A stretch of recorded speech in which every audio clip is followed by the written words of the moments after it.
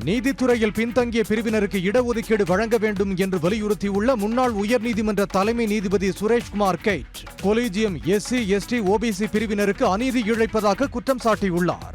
மத்திய பிரதேச உயர்நீதிமன்றத்தின் முன்னாள் தலைமை நீதிபதி சுரேஷ்குமார் கெய்ட் போபாலில் தலித்துகள், ஓபிசி, சிறுபான்மையினர் மற்றும் பழங்குடி அமைப்பு ஏற்பாடு செய்திருந்த நிகழ்ச்சியில் உரையாற்றினார்.